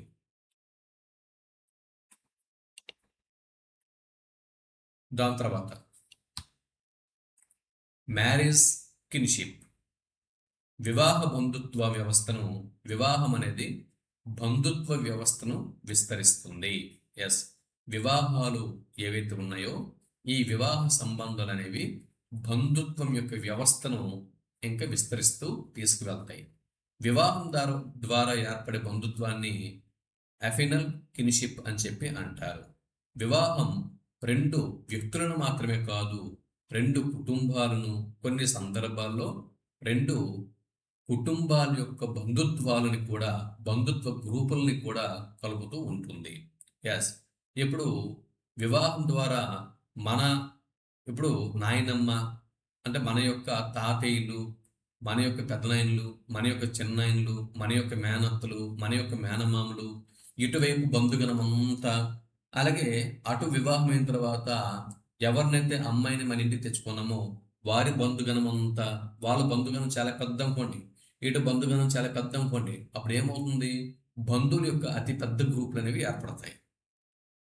వివాహం అనేది ఇద్దరు వ్యక్తుల్ని మాత్రమే కాదు, రెండు కుటుంబాలని మాత్రమే కాదు, కొన్ని సందర్భాల్లో పెద్ద పెద్ద బంధు సమూహాల్ని కూడా కలుపుతూ ఉంటాయి ఈ వివాహ సంబంధాలు. ఈ కిన్షిప్ వ్యవస్థ డిసెంట్, ఇన్హెరిటెన్స్, మ్యారేజ్ అలియన్సెస్ వంటి అంశాలని నియంత్రిస్తుంది. కిన్షిప్ వ్యవస్థ డిసెంట్, ఇన్హెరిటెన్స్, మ్యారేజ్ అలియన్సెస్ వంటి అంశాలని నియంత్రిస్తుంది. ఈ అంశాలని గుర్తుపెట్టుకోండి. ఇకపోతే ఎండోగమి, ఎక్సోగమి. ఎండోగమి అంటే అంతర్వివాహం. తన సొంత సామాజిక సమూహంలోని వివాహం చేసుకోవటం ద్వారా ఏర్పడేటటువంటి బంధుత్వాలు. కులాంతర వివాహము, కొన్ని తెగలలో తెగ అంతర్వివాహాలు ఇవి జరుగుతాయి. దీని ద్వారా వారి యొక్క అంతర్వివాహాల ద్వారా అంతరంగిక సమాజంలో, అంతర్గత సమాజంలో బంధుత్వాలు అనేవి ఏర్పడుతూ ఉంటాయి. ఎక్సోగమి బహిర్వివాహం. ఈ ఎక్సోగమి అంటే తన సొంత నిర్దిష్ట సమూహం వెలుపల వివాహం చేసుకోవటం. ఉదాహరణకి గోత్ర బహిర్వివాహాలు. దీని ద్వారా బహిర్వివాహాల ద్వారా అంటే ఇతరత్ర బంధాలు అంటే ఎక్సోగమి బంధాలు అనేవి బలపడతా ఉంటాయి.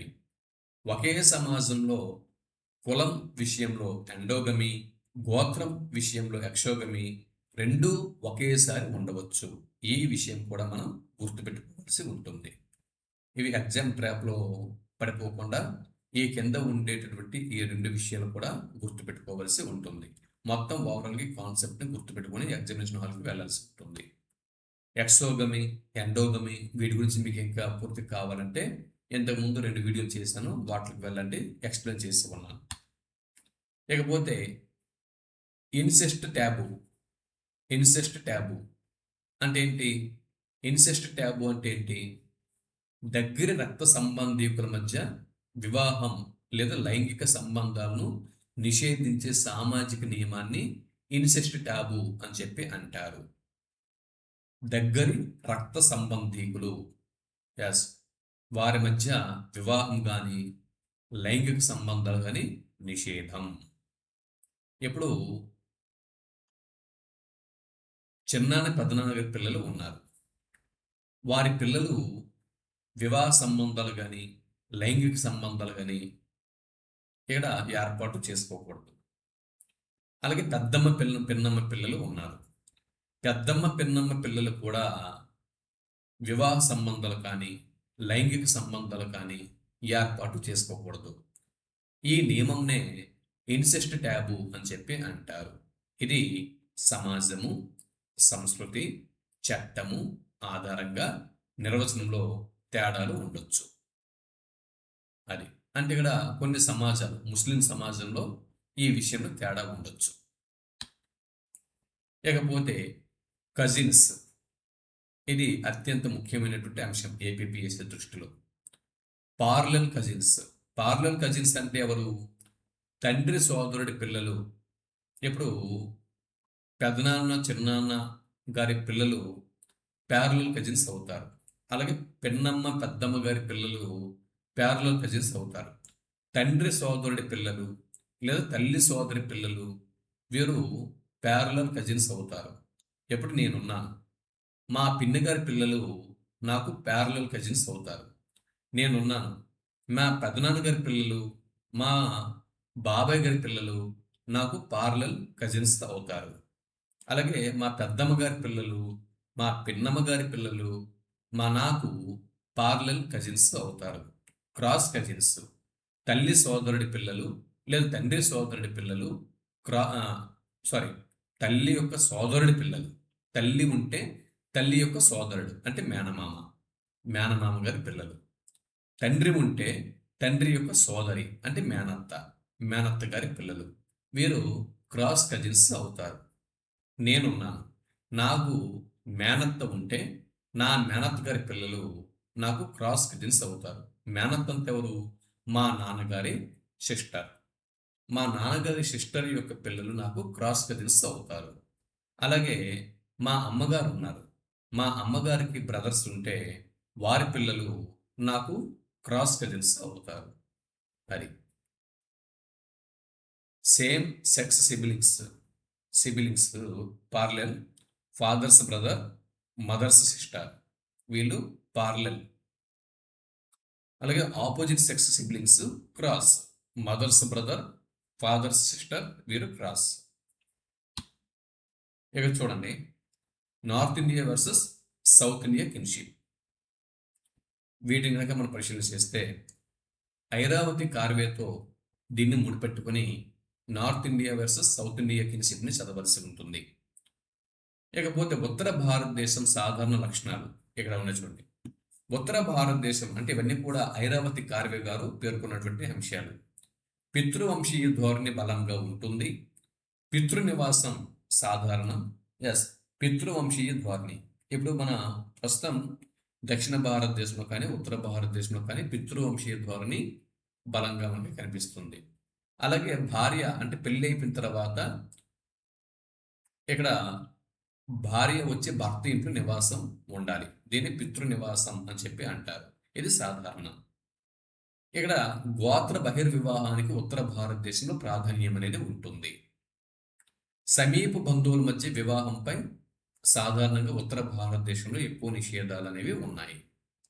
ఇక దక్షిణ భారతదేశంలోని కొన్ని ప్రాంతాలు సమాజాలలో, అన్ని కాదండి కొన్ని, క్రాస్ కజిన్ మ్యారేజెస్కు ప్రాధాన్యం ఉంటుంది. నిజమే, మనం మేనత్త గారి పిల్లల్ని మేనమామ గారి పిల్లల్ని దక్షిణ భారతదేశంలో పెళ్లి చేసుకుంటూ ఉంటాం. మేనరిక సంబంధాలకు వివాహపరంగా ప్రత్యేక ప్రాముఖ్యత దక్షిణ భారతదేశంలో ఉండొచ్చు, ఉత్తర భారతదేశంలో ఉండదు, కానీ దక్షిణ భారతదేశంలో ఉండొచ్చు. బంధుత్వ పదజాలం మరియు వివాహ నియమాలలో ప్రత్యేక రీజనల్ ప్యాటర్న్స్ అనేవి కనిపిస్తూ ఉంటాయి. అయితే ఇవి ఐరావతి నార్వే గారు వీటిని పేర్కొంటూ మొత్తం నార్త్ ఇండియాకి అవే లక్షణాలు, మొత్తం సౌత్ ఇండియాకి ఇవే లక్షణాలు వర్తించడానికి లేదు. ఒకే విధంగా ఇలాగే ఉంటాయి అనేసి అనుకోవడం తప్పు. అయితే విస్తృతంగా సోషియోలాజికల్ ప్యాటర్న్స్ పరిశీలన చేసినప్పుడు మాత్రమే ఈ విషయాలు కనిపించాయి.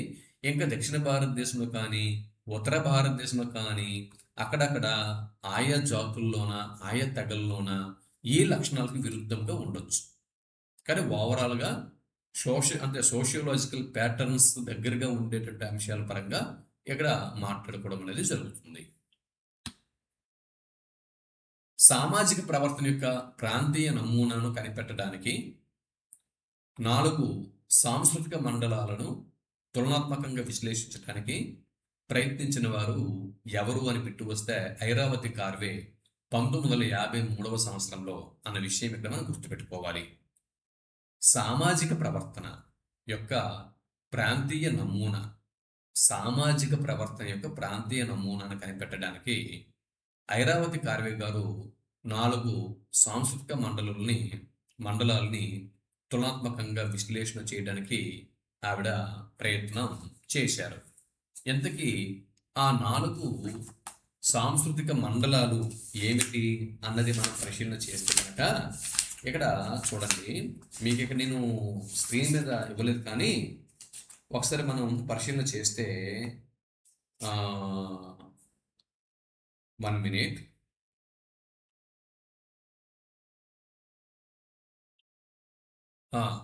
మొత్తం భారతదేశాన్ని ఉత్తర భారతదేశం, అలాగే దక్షిణ భారతదేశం, కేంద్ర భారతదేశం, ప్రాచ్య మండలాలు అని ఈ విధంగా 4 మండలాలను ఈవిడ తులనాత్మకంగా విశ్లేషణ చేయడానికి ప్రయత్నం చేశారు. అవసరమైతే మీరు నోట్స్లో రాసుకోండి. ఉత్తర భారతదేశం, దక్షిణ భారతదేశం, కేంద్ర భారతదేశము, ప్రాచ్య భారతదేశపు మండలాలు. ఈ 4 సాంస్కృతిక మండలాలను తులనాత్మకంగా విశ్లేషణ చేయటానికి ప్రయత్నించిన వారు ఐరావతి కార్వే.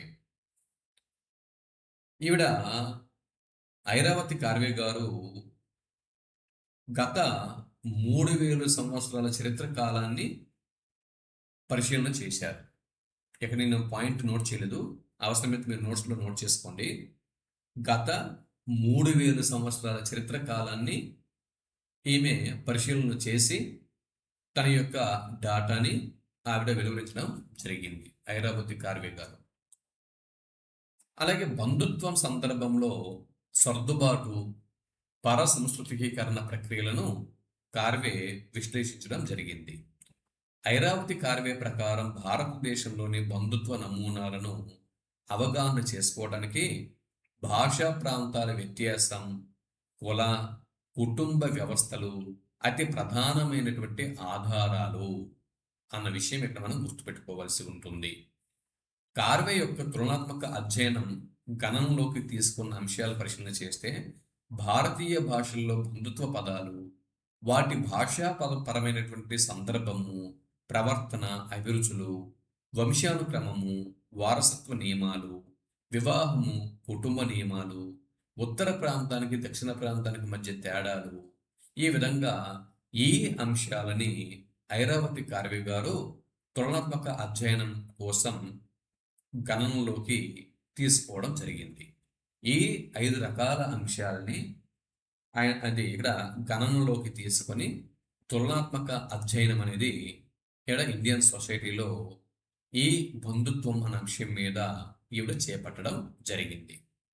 ఓకేనా? ఇది అయితే ఇది ఐరావతి కార్వేకి సంబంధించినటువంటి డాటా.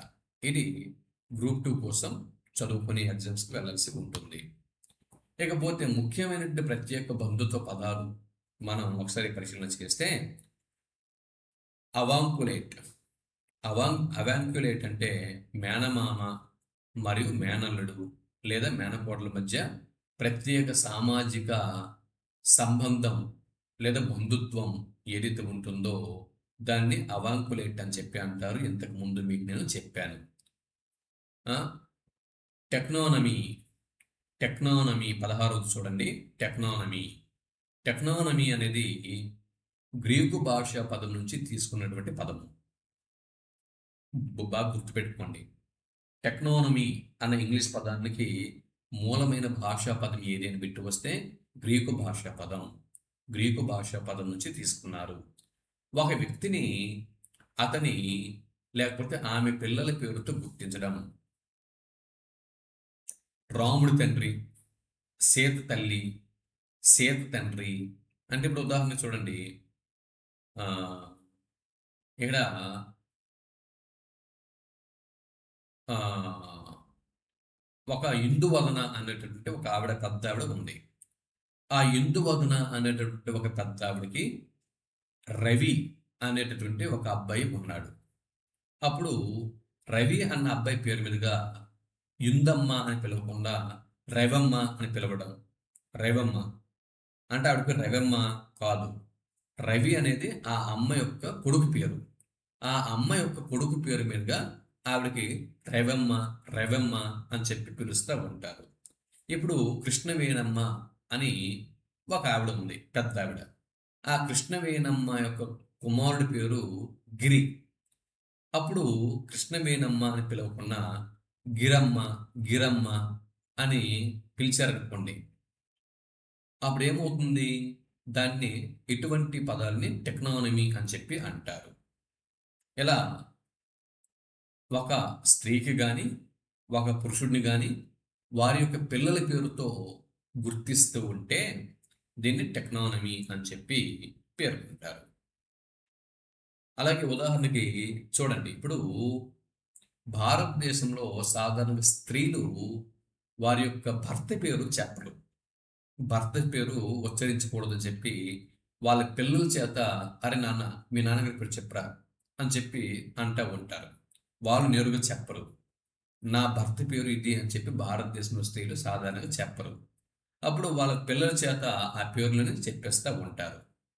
ఇటువంటి ఈ పరిస్థితిని, ఇటువంటి దాన్ని టెక్నానమీ అని చెప్పి అంటారు.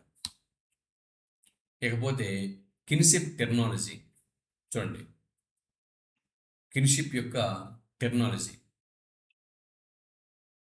ప్రతి బంధువుకు ప్రత్యేకమైనటువంటి ఒక పదం ఉండటం. ఉదాహరణకి ఫాదర్, బ్రదర్, అంకుల్.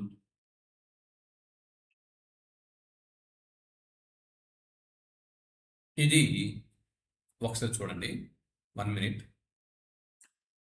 ఇక్కడ ప్రతి బంధువుకి కూడా ఒక ప్రత్యేకమైన పదం ఉంటే దాన్ని డిస్క్రిప్టివ్ టెర్మినాలజీ అని చెప్పి అంటారు. ఉదాహరణకి నాన్నగారిని ఫాదర్ అని పిలుస్తాం. బ్రదర్ని అంటే సోదరుని బ్రదర్ అని పిలుస్తాం. మామయ్యని అంకుల్ అని పిలుస్తాం. ఈ విధంగా ఒక్కొక్కరికి ఒక్కొక్క వేరు వేరు పదం అనేది ఉంది. ప్రతి బంధానికి ఒక ప్రత్యేకమైన పదం అనేది ఉంది.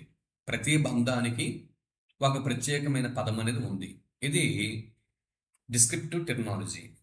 మరి క్లాసిఫికేటరీ టెర్మినాలజీ అంటే ఈ వేర్వేరు బంధువులకి ఒకే పదాన్ని ఉపయోగించడం. అది ఇక్కడ ఉదాహరణకి వాళ్ళు చిన్నాన్న అవ్వచ్చు, లేదా నడిపినాయన అవ్వచ్చు, లేదా తండ్రి అవ్వచ్చు. వాళ్ళందరినీ అంటే వీళ్ళందరికీ తండ్రి అని ఒకే ఒక పదం ఉపయోగిస్తే దాన్ని క్లాసిఫికేటరీ టెర్మినాలజీ అని చెప్పి అంటాము. పెదనాన్న వేరు, చిన్నాయన వేరు, నాయన వేరు, నడిపినాయన వేరు.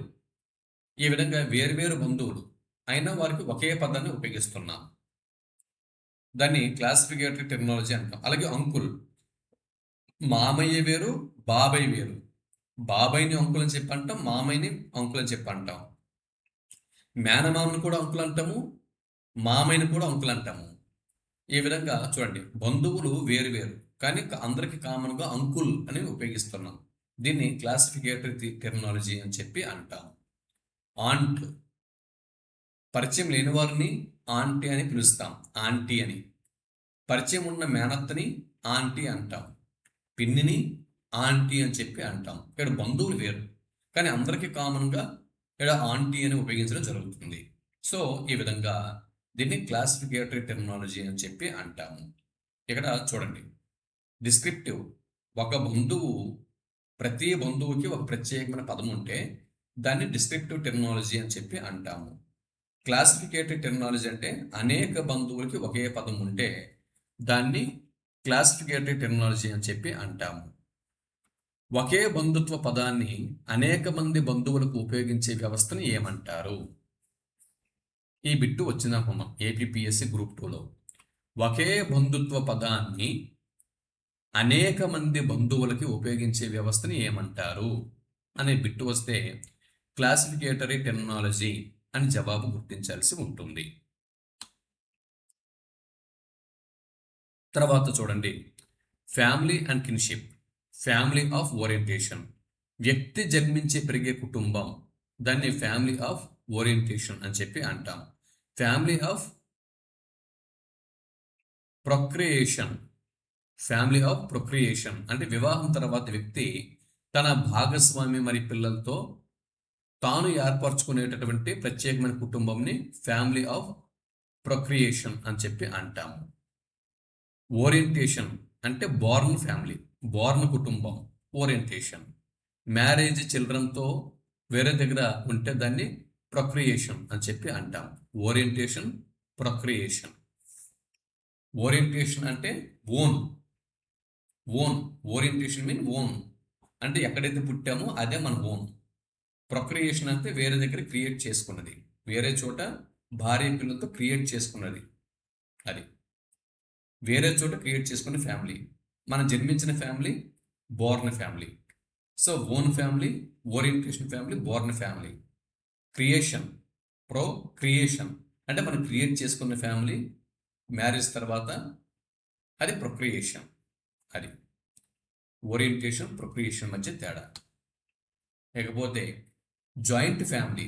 భారతీయ సమాజంలో బంధుత్వాన్ని అర్థం చేసుకోవడానికి జాయింట్ ఫ్యామిలీ చాలా ముఖ్యం. మరి దీని యొక్క లక్షణాలు చూస్తే ఒకటి కంటే ఎక్కువ తరాలు జాయింట్ ఫ్యామిలీలో ఉంటాయి. వారందరూ కూడా ఉమ్మడిగా జీవిస్తూ ఉంటారు. కొన్ని సందర్భాల్లో ఉమ్మడి ఆస్తి కలిగి ఉంటారు. ఆర్థిక సహకారం ఉంటుంది. సామాజిక బాధ్యతలు భాగస్వామ్యం ఉంటుంది. అంటే సామాజిక బాధ్యతల్ని నలుగురు అందరూ కూడా ఒక్కొక్కరికి ఒక్కొక్క అంటే ఒక్కొక్క పని అప్పచెప్పడం జరుగుతుంది. అదే చిన్న కుటుంబాలు అనుకుంటే అన్ని పనులు వాళ్ళే చేసుకోవాలి. అదే ఉమ్మడి కుటుంబం అనుకుంటే ఒకవేళ 4 పెళ్ళి ఒక పెళ్ళి ఉంది. సో పెళ్ళికి ఒకరికి ఒక బాధ్యత, పెళ్ళి అనే బాధ్యత ఒకరికి చెప్పొచ్చు. ఒక హాస్పిటల్ ఉంది, హాస్పిటల్కి పరామర్శకు వెళ్ళాలి, ఇంకొకరు హాస్పిటల్ దగ్గరికి వెళ్ళొచ్చు. పొలం పని ఉంది, మూడో వ్యక్తి పొలం దగ్గర ఉండొచ్చు. ఈ విధంగా సామాజిక బాధ్యతల్లో భాగస్వామ్యం చేయడానికి అవకాశం ఉంటుంది జాయింట్ ఫ్యామిలీ. అదే చిన్న ఫ్యామిలీ అనుకోండి, వ్యష్టి కుటుంబం అనుకోండి, ఈ 3 పనులు ఇప్పుడైతే చెప్పుకున్నాం అవన్నీ కూడా ఒక వ్యక్తి నిర్వర్తించాల్సి ఉంటుంది. ఒకే ఇంట్లో నివసించినంత మాత్రాన ఇప్పుడు నలుగురు అంటే ఒక 2-3 తరాలు ఒకే ఇంట్లో నివసించినంత మాత్రాన అది జాయింట్ ఫ్యామిలీకి రాదు. అది జాయింట్ ఫ్యామిలీ నిర్వచనం కాదు. సో ఒకే అంటే 2 లేదా 3 లేదా అంతకంటే ఎక్కువ తరాలు ఒక ఇంట్లో నివసిస్తూ ఉమ్మడి జీవనాన్ని కొనసాగిస్తూ ఉమ్మడి ఆస్తిని కలిగి ఉండి ఆర్థిక సహకారం అందించుకుంటూ సామాజిక బాధ్యతల భాగస్వామ్యం ఉంటే దాన్ని ఉమ్మడి కుటుంబం అని చెప్పి అంటారు.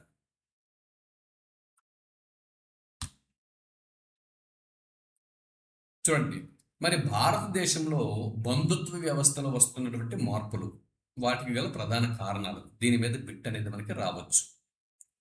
ఆర్గనైజేషన్ అంటే గ్రామం నుంచి నగరాలకి ప్రజలు వలసపోతున్నారు, దాన్ని ఆర్గనైజేషన్ అని చెప్పి అంటాము. ఉద్యోగ ఆధారిత జీవనాన్ని గడుపుతూ ఉంటారు, దీన్ని ఇండస్ట్రియలైజేషన్ అని చెప్పి అంటారు, పారిశ్రామికీకరణ. ఎడ్యుకేషన్, సో ఈ ఎడ్యుకేషన్ వల్ల ఏంటంటే సాంప్రదాయ వివాహ కుటుంబ నిర్ణయాల్లో మార్పులు అనేవి వస్తున్నాయి. ఉమెన్స్ ఎంపవర్మెంట్ అంటే మహిళల ఆర్థిక స్వాతంత్ర్యం. మైగ్రేషన్, అలాగే inter caste marriage, inter regional marriage, technology, individualism, legal changes. ఈ అన్ని కూడా ఈ 10 కారణాలు భారతదేశంలో బంధుత్వ వ్యవస్థలో మార్పుల్ని తీసుకువస్తున్నటువంటి ప్రధాన కారణాలు. ఈ 10 కారణాలు ఏంటి? ఆర్గనైజేషన్, ఇండస్ట్రియలైజేషన్, తర్వాత education, women's empowerment, migration, inter caste marriage, inter regional marriage, technology, individualism, legal changes. ఇవన్నీ కూడా భారతదేశంలో బంధుత్వ వ్యవస్థలో మార్పులకి ప్రధాన కారణాలు అవుతున్నాయి. ఇకపోతే చూడండి, ఇక్కడ కాన్సెప్ట్, వాటి మీనింగ్. కన్సాంగ్యునియల్ అంటే రక్త సంబంధం, అఫినల్ అంటే వివాహ సంబంధం, పార్టిలీనియల్ పార్షిలీనియల్ అంటే తండ్రి వైపు వంశం, మ్యాట్రిలీనియల్ అంటే తల్లి వైపు వంశం, ప్యాట్రియార్కీ అంటే పురుషాధిక్య వ్యవస్థ, మ్యాట్రియార్కీ అంటే మహిళాధిక్య వ్యవస్థ, ప్యాట్రిలోకల్ అంటే భర్త వైపు నివాసం, మ్యాట్రిలోకల్ అంటే భార్య వైపు నివాసం, నియోలోకల్ అంటే కొత్త స్వతంత్ర నివాసం, ఎండోగమి అంటే సమూహంలో వివాహం, ఎక్సోగమి అంటే సమూహం వెలుపల వివాహం, పార్లల్ కజిన్ అంటే ఫాదర్ బ్రదర్ లేదా మదర్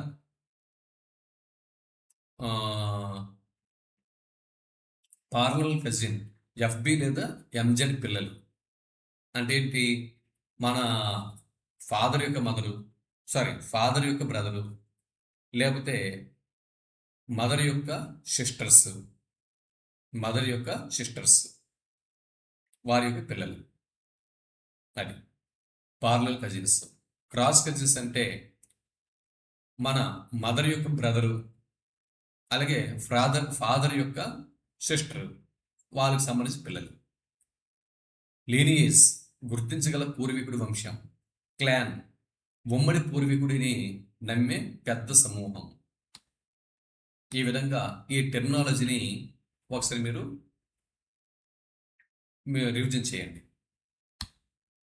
ఇకపోతే చూడండి, కిన్షిప్ అంటే ఏమిటి, దాని సామాజిక ప్రాముఖ్యత, డిసెంట్ మరియు ఎలియన్స్ మధ్య తేడా, నార్త్ ఇండియా మరియు సౌత్ ఇండియా కిన్షిప్ సిస్టమ్, ఆధునికీకరణ కారణంగా భారతీయ బంధుత్వ వ్యవస్థలో వచ్చిన మార్పులు, జాయింట్ ఫ్యామిలీ యొక్క నిర్మాణాత్మక విధి సంబంధ అంశాలు, అలాగే అర్బనైజేషన్ మరియు మైగ్రేషన్ భారత కుటుంబ వ్యవస్థపై చూపిన ప్రభావం, ప్యాట్రిలీనియల్ మరియు మ్యాట్రిలీనియల్ వ్యవస్థలను పోల్చండి, ఫ్యామిలీ ఆఫ్ ఓరియంటేషన్ మరియు ఫ్యామిలీ ఆఫ్ ప్రొక్రియేషన్ మధ్య తేడా ఏంటి, ఇంటర్ రీజనల్ మ్యారేజ్ వల్ల భారతీయ కిన్షిప్ సిస్టంలో వచ్చిన మార్పులు, మ్యారేజ్, ఫ్యామిలీ మరి కిన్షిప్ మధ్య సంబంధము. ఇవన్నీ కూడా ప్రశ్నలు జవాబులు, కానీ వీటిని ఆధారంగా చేసుకుని చదవండి ఈ కాన్సెప్ట్ని. ఇకపోతే స్టేట్మెంట్ బేస్డ్ క్వశ్చన్స్, ఇవి తర్వాత చూద్దాం. ఎక్కడితో ఇది అయిపోయింది, ఈ కాన్సెప్ట్ అయిపోయింది. దాని తర్వాత మనం ఏదైతే ఇప్పుడు ఇండియన్ సొసైటీలో భాగంగా బంధుత్వం, కిన్షిప్ గురించి ఏదైతే మనం మాట్లాడుతున్నామో, ఈ కిన్షిప్కి బంధుత్వానికి సంబంధించినటువంటి ప్రధానమైనటువంటి ఈ కాన్సెప్ట్ అనేది మనం ఈ వీడియోలో చర్చించుకున్నాం. నెక్స్ట్ వీడియోలో వీటి మీద previous year questions, statement based questions, దాని తర్వాత practice questions, multiple choice questions, match the followings, assertion, narration వంటి క్వశ్చన్స్, వీటిని ప్రాక్టీస్ చేస్తూ తర్వాత వీడియోలో మళ్ళీ కలుద్దాం. అంతవరకు సెలవు, నమస్తే. వీడియోకి ఒక లైక్ ఇవ్వండి, మీ మిత్రులకి షేర్ చేయండి, మన ఛానల్కి సపోర్ట్గా ఉండండి. ఇక్కడ బంధుత్వం అన్న కాన్సెప్ట్ ఈ వీడియోలు ఇచ్చా కదా, అతి త్వరలోనే ప్రాక్టీస్ బిట్స్తో నెక్స్ట్ వీడియోలో మళ్ళీ కలుద్దాం. అంతవరకు వీటిని ప్రాక్టీస్ చేస్తూ ఉండండి, ఈ కాన్సెప్ట్ మీద బాగా ప్రాక్టీస్ చేస్తూ ఉండండి.